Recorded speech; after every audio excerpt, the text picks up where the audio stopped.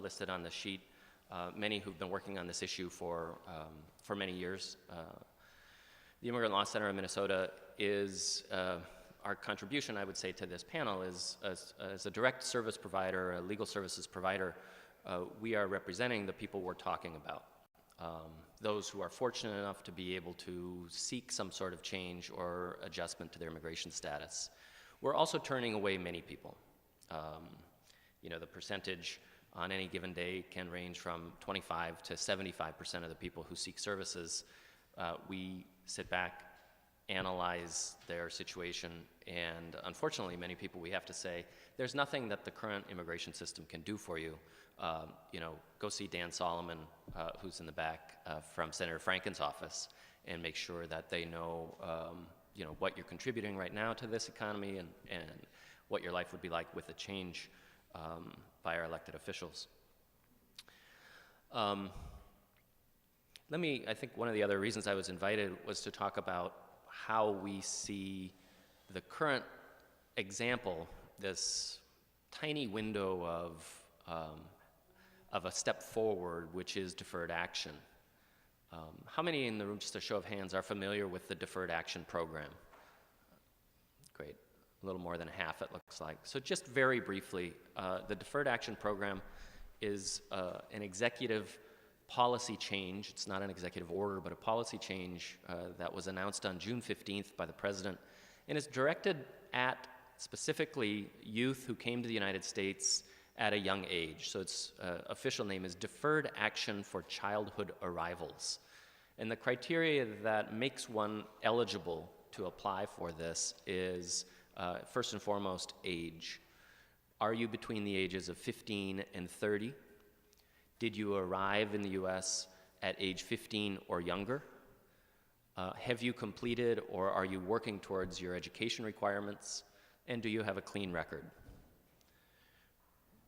The criteria and the intent of the policy is to say to these young people who are American, really, in everything except their immigration status, we need you. This president has said that the absence of political consensus, or enough people of political bipartisan consensus, will not forestall at least temporary protection for this group. And thus, the executive level action seeks to, according to the demographers, assist anywhere from 850,000 to 1.7 million young people in that age range across the U.S. Just like any sort of demographic analysis, there are many caveats. Here in Minnesota, we've worked with the State Demographer's Office, and the estimates in Minnesota from the Demographer's Office and also ACER here in the university system range between 2,500 and 4,100 people in Minnesota. Other national organizations have a much higher projection for Minnesota, some as high as 9,000 or 10,000, some as high as 29,000. For this reason, I rely on our demographer's office. It makes me feel better at night as we try to map out a plan to serve as many people as possible.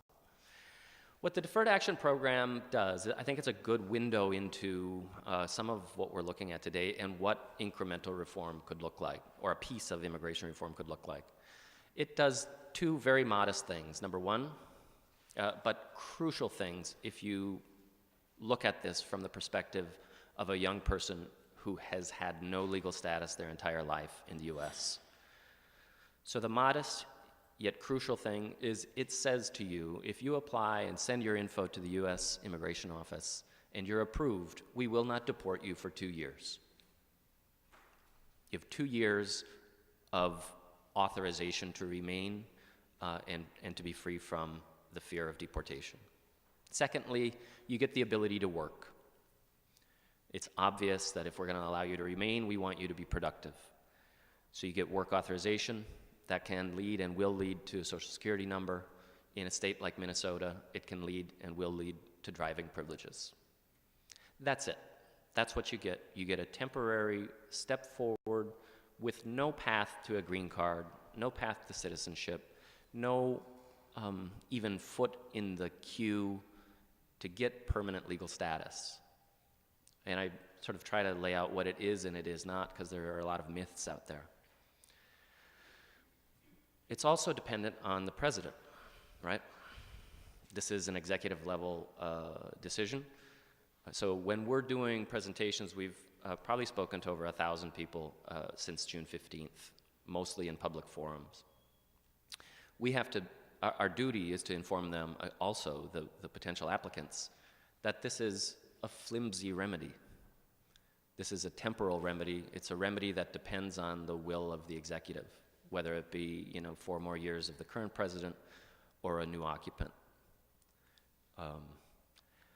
Usually when I explain the flimsiness of it to all of us who aren't in the situation of these applicants, and I've been talking to a lot of press who usually ask, well, why would someone do this? Why would you voluntarily send your information to the very agency responsible for enforcing deportation laws?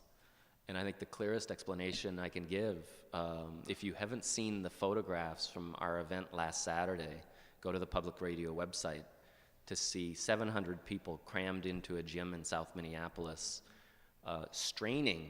Some of them camped out Friday night starting at 10 p.m. to be sure they'd get an appointment. Straining for the alternative to what their life looks like today, which is you are a non-person. You are not welcome. You have no place either in high school or in higher ed or in employment. And so the alternative is the status quo. And the status quo, what I think the report underscores, what our work with the chamber, with the nursery and landscapers, with a wide array of leaders here in Minnesota is, if we can agree from a broad spectrum that the status quo is broken, where do we begin to rebuild and to repair a system that we would endorse? And I really encourage many of you here who haven't yet gotten involved to help be part of what I think Tamar and Kathy and others working with the Chicago Institute are onto, and that is the Midwest can lead and is leading on this. Bill and I have been asked to speak over the last 7 years we've been doing this all across the state and to people from outside the state of Minnesota who want to know, how do you pull together such a diverse coalition from faith to the ACLU, to nonprofits, to the Chamber of Commerce on one of the most divisive social issues of our time? And the answer is, this is a solution, or this is a problem that requires just such leadership and just such pragmatic solutions. So if you haven't yet gotten involved, please talk to Bill or I or any of the folks here about how to do it. The real people benefiting from deferred action, from immigration reform, really are persons who range in that spectrum of skills. I was just reflecting on, I always try to make it, my comments based in the real people that we serve. On Saturday, I spoke to one young woman who had arrived in Minnesota at the age of 11 months. Almost everyone I spoke to, we did intake on over 300 people who are eligible for this remedy.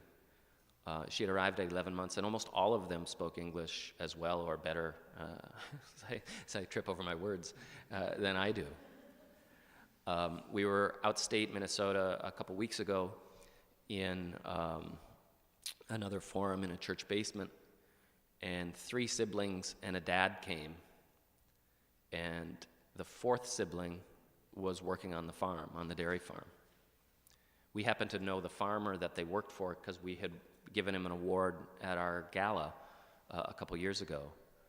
And so the circle of seeing persons who are both enrolled in college, some of them student body presidents elected by their peers, some of them pursuing dual master's programs, some of them working and contributing to the dairy farms that are the roots of many of us, including myself here in Minnesota, are really a window of what immigration reform, when we get to the real deal of immigration reform, and hopefully with your help we'll get there, is going to do for Minnesota. So with that, I'm getting the time signal here. Thank you.